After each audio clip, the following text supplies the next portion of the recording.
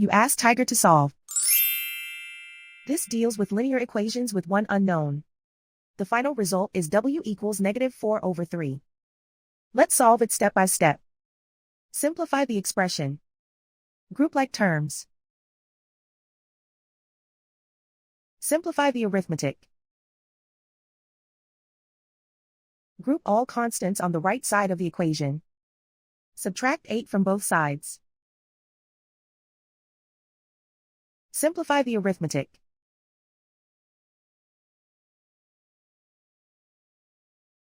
Isolate the w.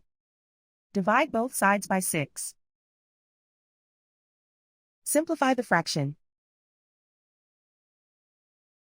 Find the greatest common factor of the numerator and denominator. Factor out and cancel the greatest common factor. And so the final result is w equals -4/3.